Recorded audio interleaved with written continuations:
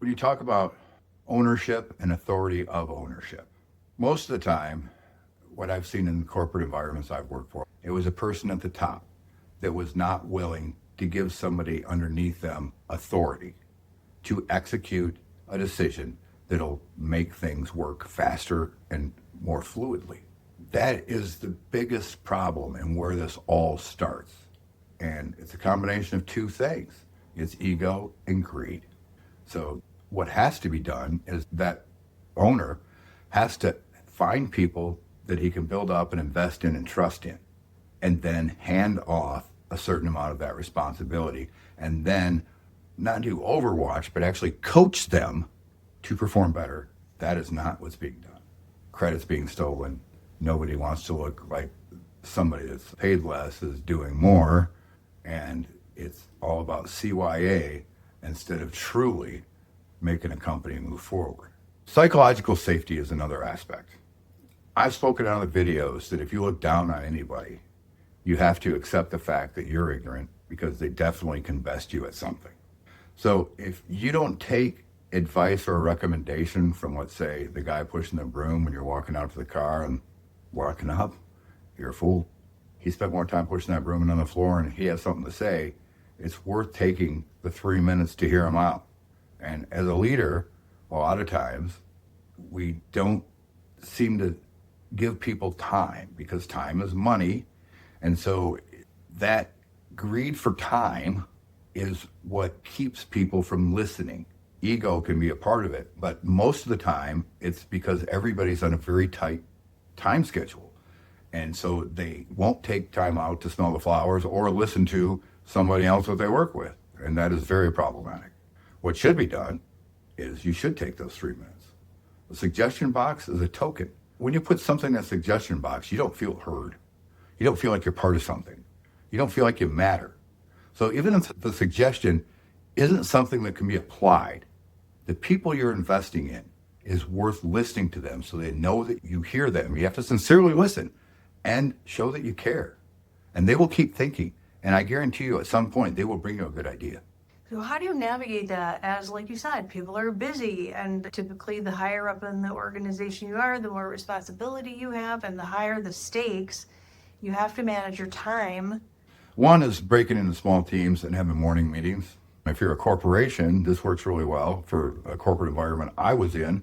They would buy us lunch to eat together. And in that meal, the only thing we had in common was work. So that was pretty much all we talked about. They would buy different people lunch. This is sort of a big audio video company I worked for. So it had a very diverse group of people to call, from engineers to as-built engineers, people that make things work in the field, to technicians, to programmers, to a very large sales force, and then a corporate structure. The corporate structure came up with this idea, and I saw that to have a great deal of function. There was always a topic, like we were usually on the same project, or a salesman was trying to work out a very large bid. And so the salesman and an engineer and somebody that actually worked in the field and perhaps another person would sit in on the meeting. More than likely there's somebody from the corporate level there, but they were just more or less there to pay the bill and listen. There was no pressure of an outcome. It was just a free lunch with this topic on the table. That's all the pressure that was put on it. But all the people were qualified to do it and held a certain level of accountability. So yeah, the discussions were usually a combination of brainstorming and risk management. And how did that impact the result? Well, you always got a better result when you're talking with the guy that's actually putting the system together versus the person that's selling it. Because the person that's selling it oftentimes doesn't know, and the engineer gets stuck trying to make everything work, and then that affects the end amount of investment that you have into producing this. Because those things aren't paid for, you just have to make up for it because the salesman oversold it or didn't understand the full capabilities or didn't understand the restrictions that the building offered. There can be a lot of variables. So when you bring in somebody from the field that has gone out and looked at the site and knows what's possible, then he relays that information to an engineer. Now you have two people that will tell you what'll actually work. And you have somebody that is organizing it all and putting it all on paper. And that gives the salesman a huge advantage when they go to present. Because when another bid says something, they can easily call it out and say, no, that's not going to be effective.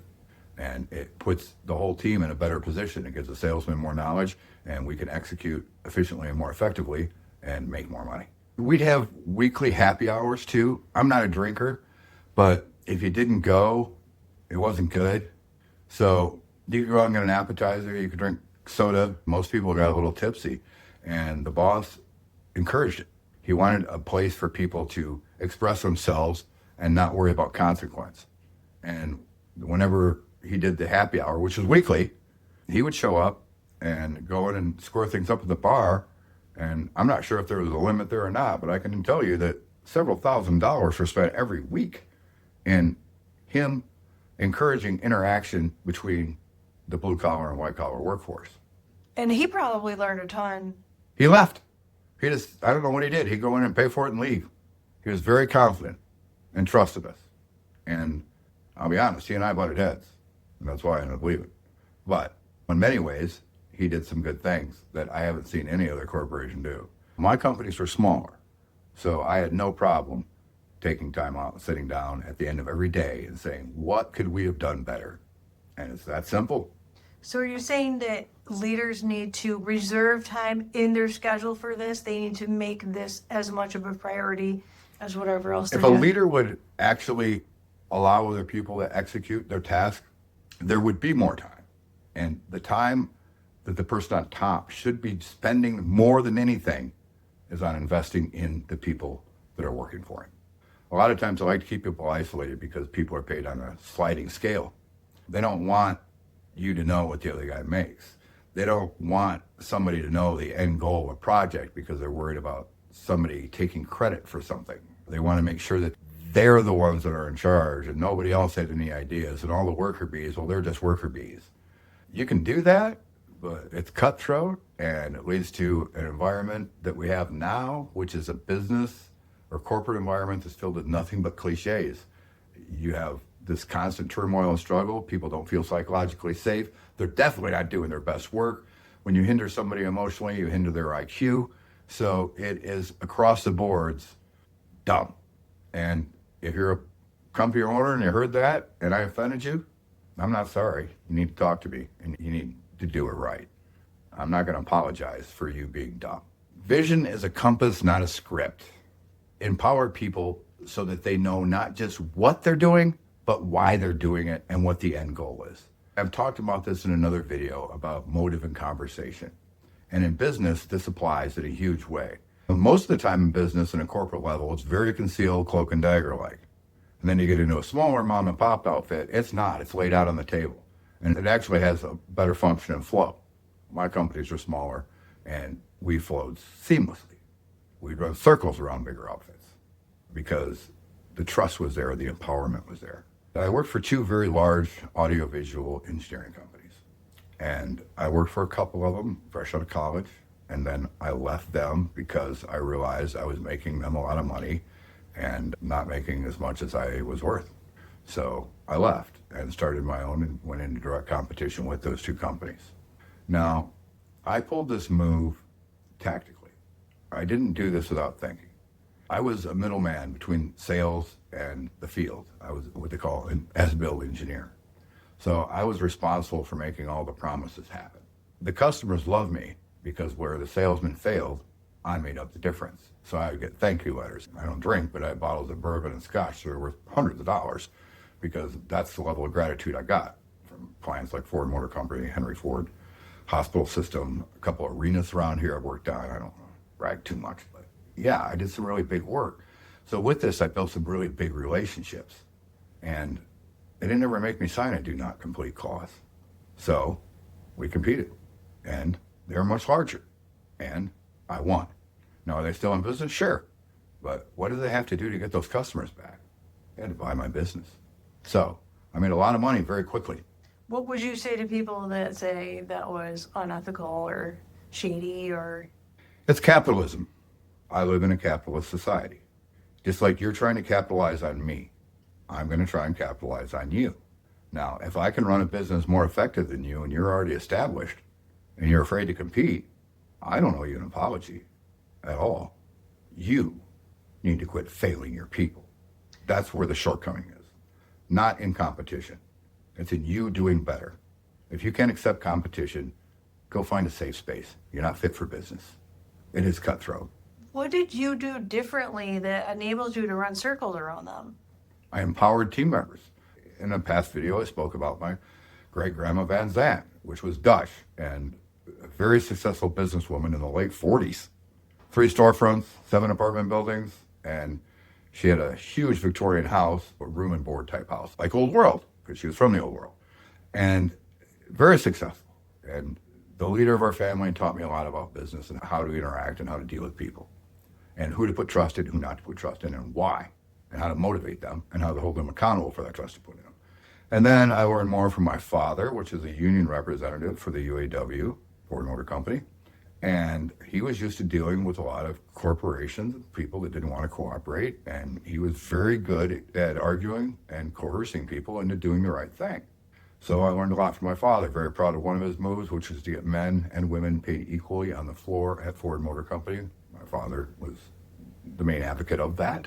A lot of people were behind him, but he was a mouthpiece. He took a lot of crap for it, but fair decision and just decision, and I'm proud of him for that. My father was big on education, so back in the day, I would not recommend this now. I want to make that clear. But Dale Carnegie used to put forth a business school that was extremely good. Now you go there, their leadership program is pretty much useless. I wouldn't recommend it to anybody. But in the day, if you're of my generation, you'll recall that stuff was very good information and also taught me a lot about business. My degree is in engineering. My business training is from one, being brought up on a farm and being self-sufficient, we did everything ourselves, to the experiences with my great-grandmother, which lived in town not very far away. And then, of course, my education outside of the university, but through Dale Carnegie, and having a lot of good role models. And a family structure that functioned very well for a long time. Grandma Van Zandt, I learned mostly give people a chance, let them fail so you can see their limits, and then pick them up and make them stronger. And that is not something people take time out for a new hire to do. You onboard them, or as I say, overload them. You shove them into a culture and give them no room to be themselves. And then you expect high performance. Well, you just kneecapped them twice, and then you're expecting high performance. There's a way to get high performance out of people, but not the way most people are doing it. The second thing I learned from my grandma Van Zandt was never leave money on the table. If you're taking a job and there's other work that goes with it, you pick up all the work. You leave nothing for somebody else. You do everything that person needs, and then they come to you for everything. And that's the relationship you want with your customers. You don't want to piece it out. You don't want another contractor on the job. You don't want somebody else involved. You want to handle it all yourself. We live in a business environment that has been directed toward niche. Find your niche and just focus on that. That's because they want a captive workforce. That's what it comes down to. That's why they say your niche.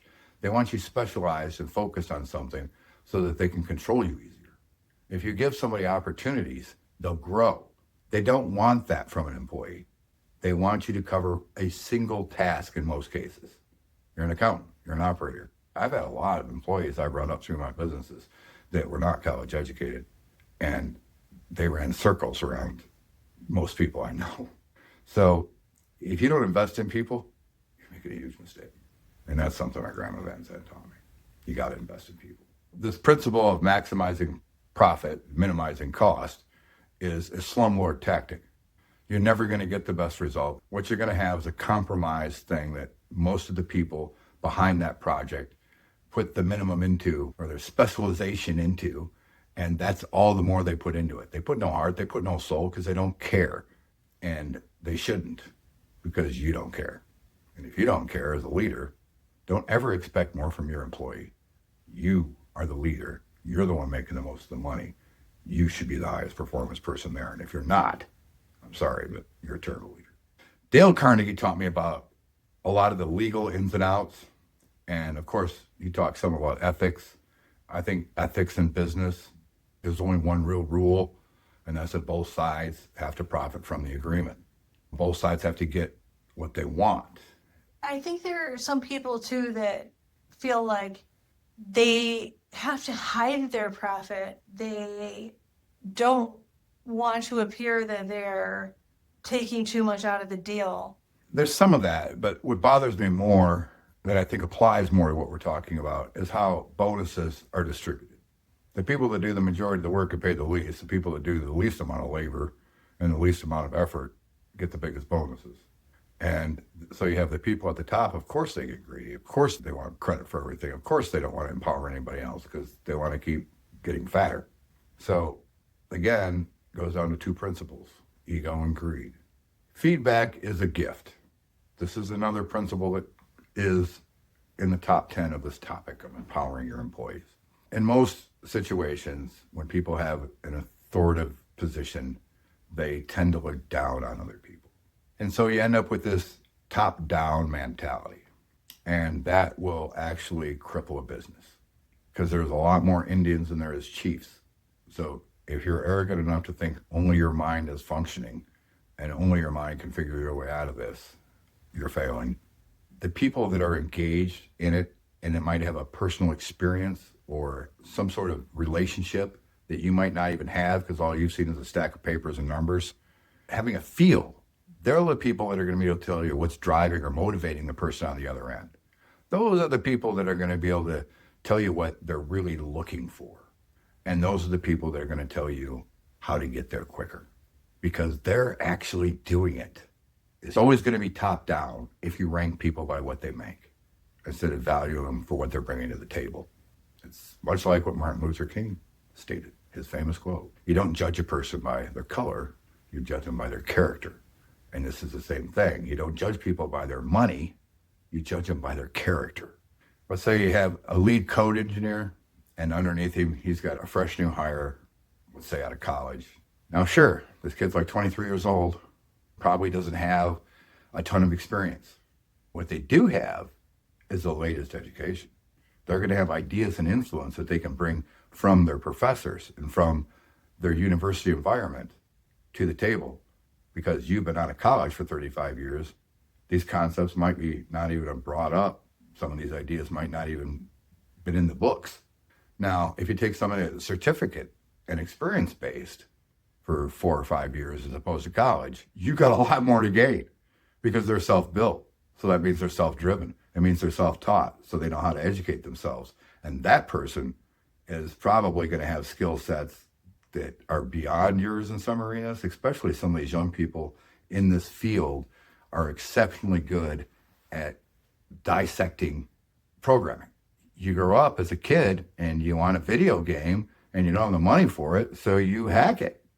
They've grown up with this tech, and so some of these things that they may have done as a youth that are shady, they still bring a skill set to the table, and the fact that they're self-taught means that they took some losses along the way.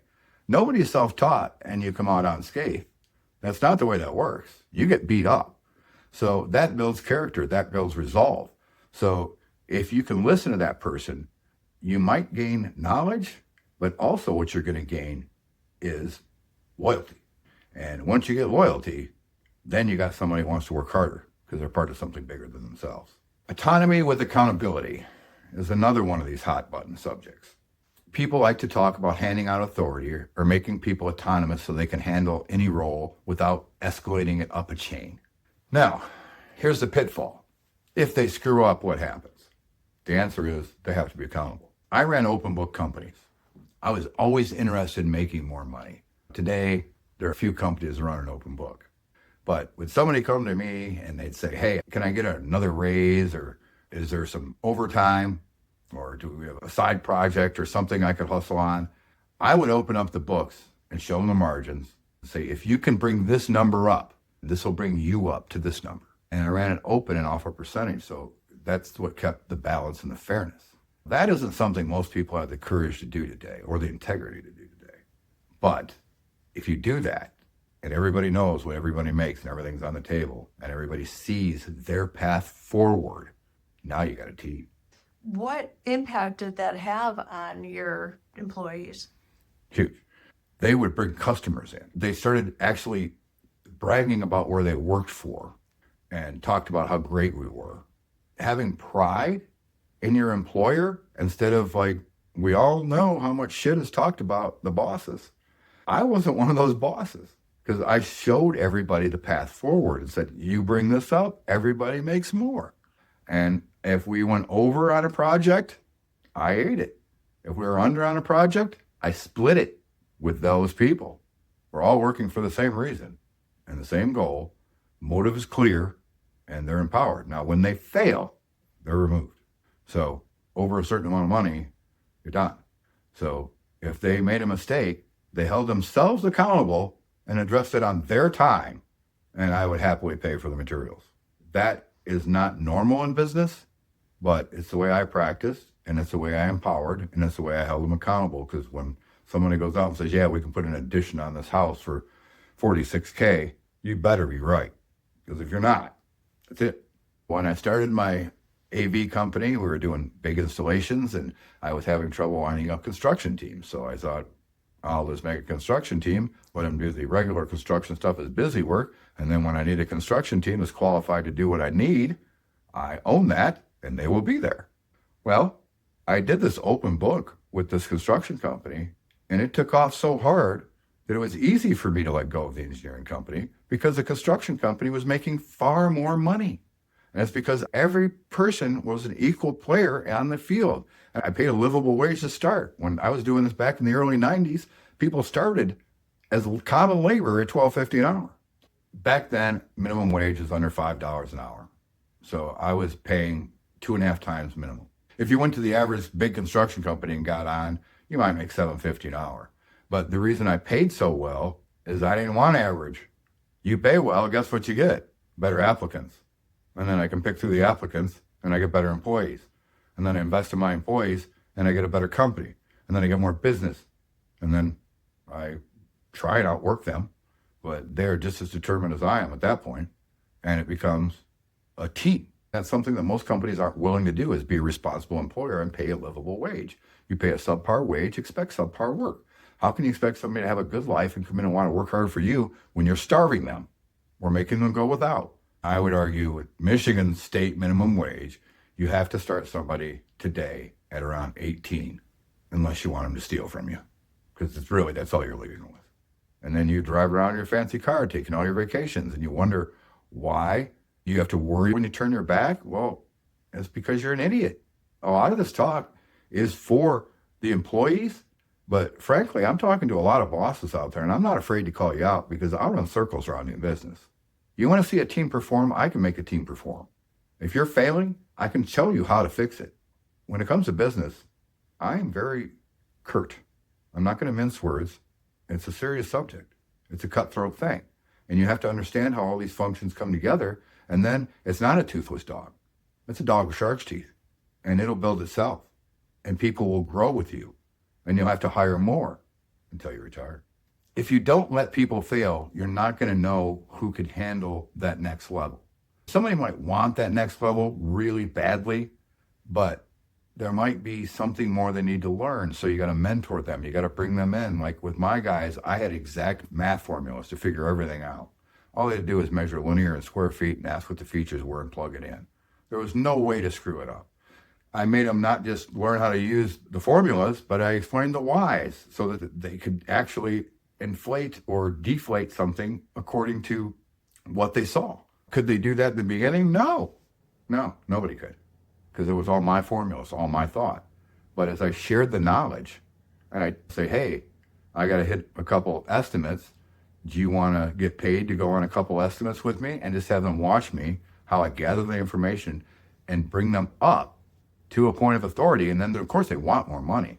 And with more money comes more responsibility. With responsibility comes accountability. So you explain all this to them before you offer it to them. And I would tell them, I'll give you 40% of the profit of this job if you make it so that I just don't have to show up and I can go to the next one. I can be on the other 2 job sites. I was fortunate enough in my first year, I had a gentleman that came from Russia, and he was extremely sharp. He was a physicist in Russia, and then he came to America and couldn't get a job as a physicist because they wouldn't recognize his degree. And he was also in the Red Army, so he understood chain of command, he understood respect, And he was extremely hardworking. And with a mind like that and a background like that, he was a shoo-in. So I gave him ample opportunity for failure.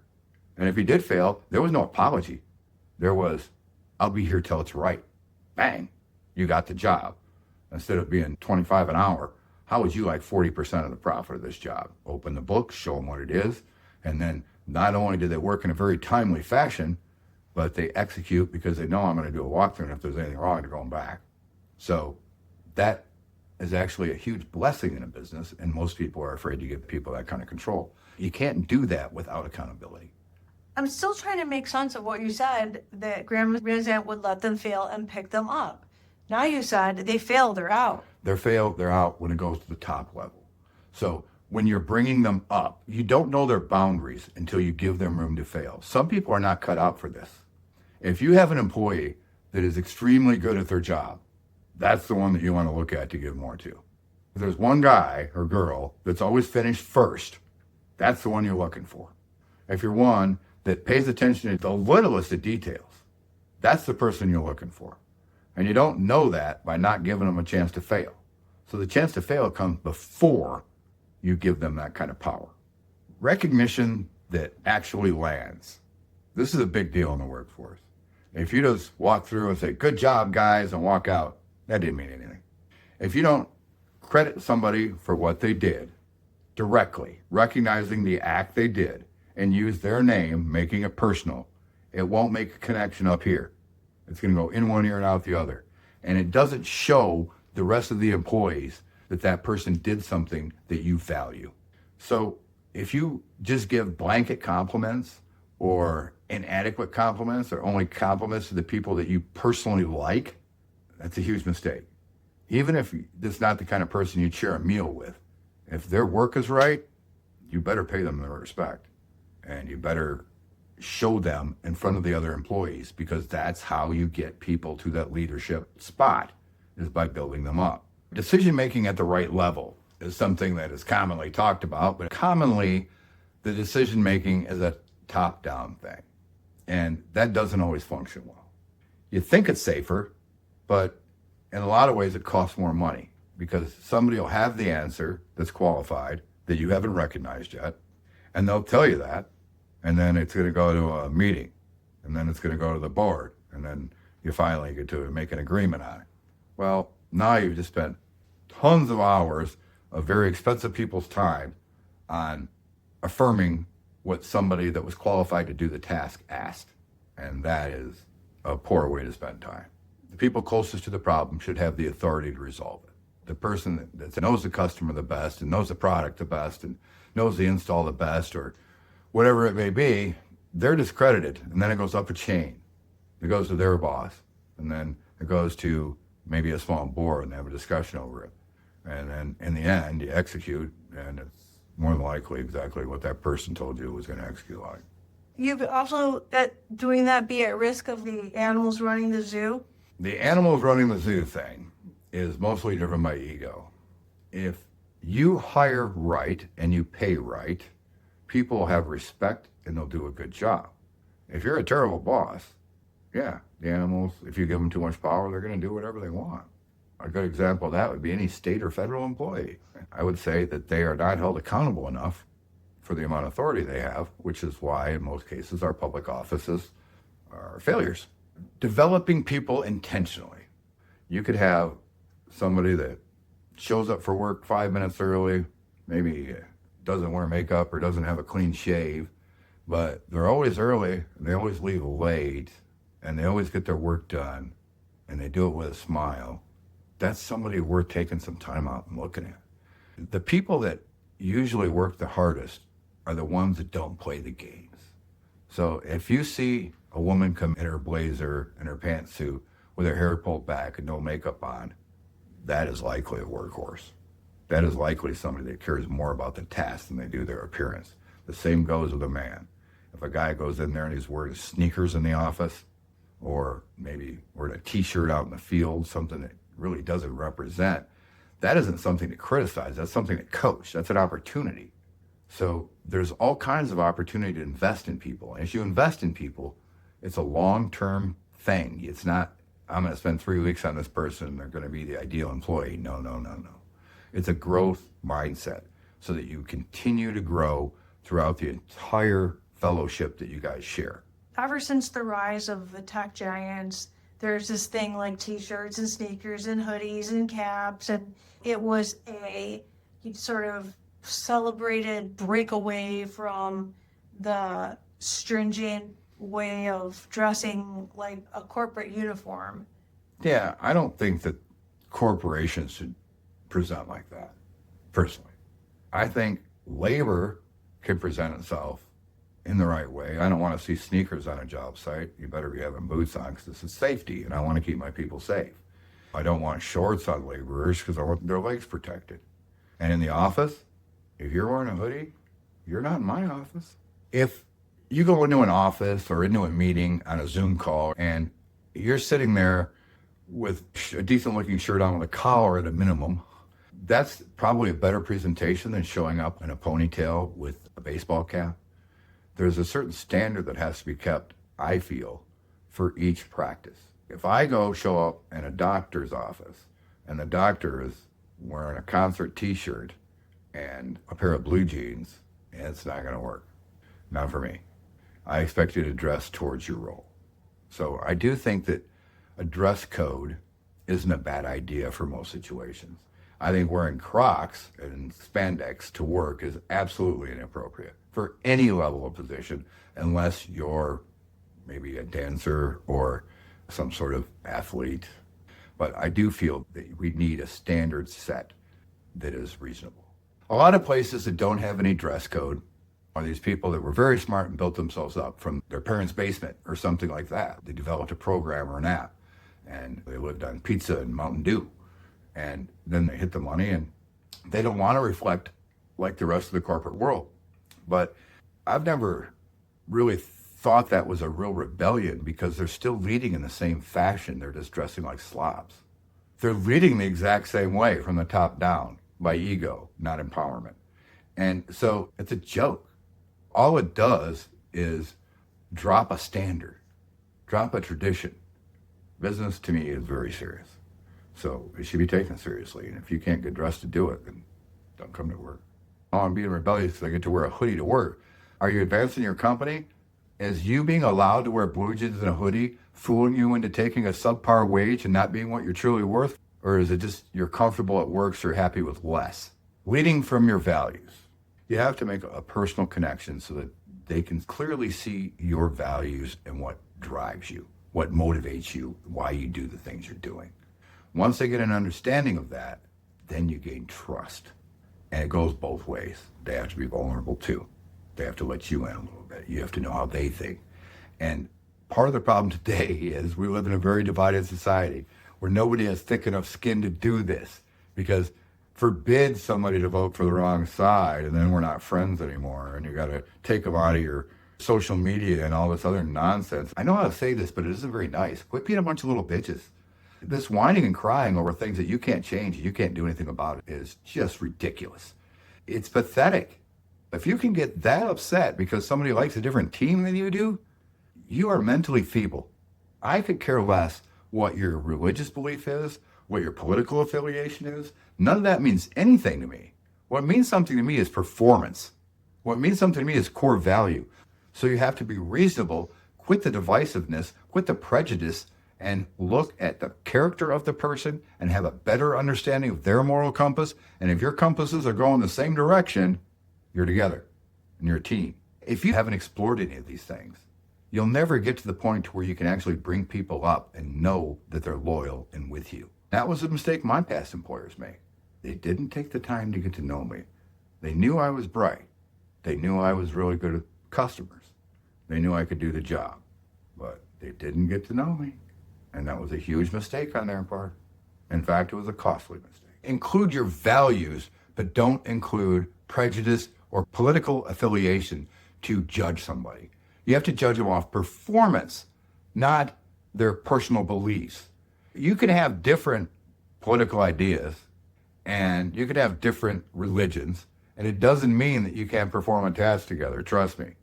If you can't look beyond your personal life when you come to work and leave your personal life behind and then do the same thing when you get home. I know it's a tricky game, but you have to.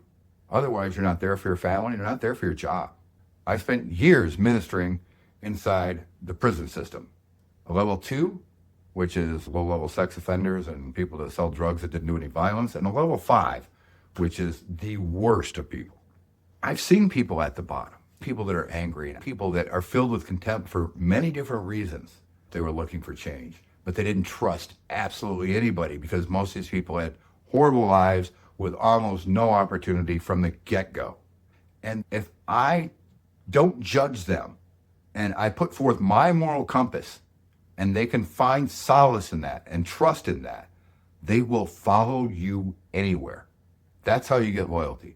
The first thing I had to do is gain their trust. And one of the ways I did this was every time I went through the eye, it's with the way you enter a prison is through an eye. It's like a portcullis at a castle. And they search you. And then they go through my Bible and they go through the Eucharist, which is part of the Catholic service.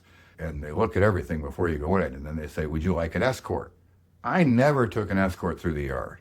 I would walk about a quarter mile from that eye through 3 different yards, have to clear 3 different gates to get to the church. And I always walked alone because if I'm walking with a guard, I'm never going to get these people in the yard to talk to me. And was I there for the Catholic Church? Yes, I was. But I was there for everyone because that's the way most of us Catholics are. If there was somebody else struggling in that yard and I could bring a ray of sunshine into their life, I'm going to talk to them. And most of the time what I would get would be ridicule and insults. But I would just smile through it and say, do you have somewhere better to be? And then I'd talk to them, because I knew where it was coming from, and not take it personal, and show them my steadiness, show them my belief, show them my moral compass, and they would follow. I took a risk, and I invested in people. And what did I get? Twice the number in my first year. And besides that, I got a lot of nice greetings when I came across the yard. It was nice going across the yard and not being insulted.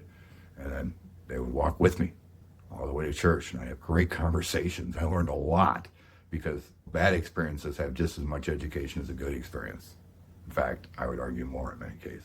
A leader in business is the same thing. Walk with your employees back and forth to the car. Say good morning. Acknowledge them. Give everybody a minute of your time. Don't have a reserved parking space. If you show up late, you walk more. That's the way it should be on merit, not off of rank. And besides, if you own it, you better be there first. You better be leaving last. Don't expect somebody that makes less than you to work harder than you. It doesn't work like that. How to have a confrontation that was productive is something that I learned from my father. He taught me how to go into a situation and meet it with equal energy, get them to make a mistake, and then capitalize on it. When you're in a negotiating position, it's just like a debate. If you can assert control in a situation by controlling the tone, controlling the context, and keeping it focused on the goal, you're the one that's in charge. He showed me how I can walk into any meeting or any confrontation and take control. My father showed me. The worst of environments, people yelling and screaming. As a child, I've been to picketing lines. I've seen it. And I saw how my dad took a bunch of angry people and focused them on the objective and the goal and got it to the right level. So it didn't get violent. So it didn't become unruly, but still was extremely effective. I also saw him deal with lawyers and other businesses and Ford executives. And he did not mince words. He took up a lot of space. He made his presence clear. He made his intentions clear. And that was all there was to it. And that's what I mean by tenacious. You could say whatever you wanted to him. You won't pull him off. So he taught you how to be Steady, stay on it, focused, and how to push buttons. I don't like playing games. So if you think you're going to play a game, I am more than likely just going to push your buttons, make it explode, put it on the table, and then we'll put all the cookies back in the jar and make a deal when you're ready to act like an adult. The number one failure in confrontation is over-involvement of emotion, taking it too personally.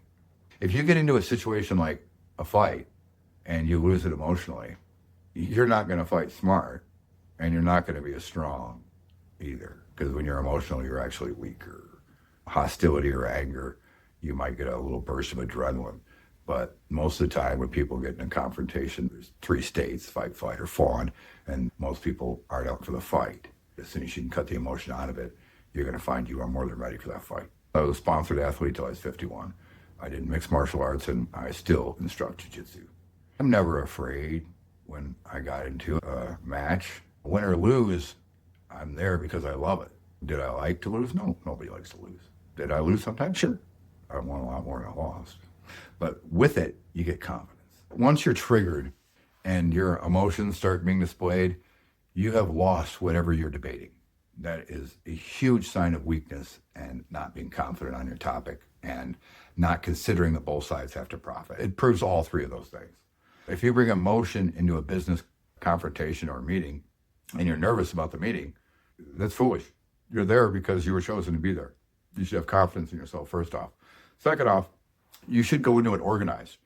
The only meeting you should be concerned about would be one that you might be surprised by. But I personally love those. They're the most entertaining to me, but I like confrontation.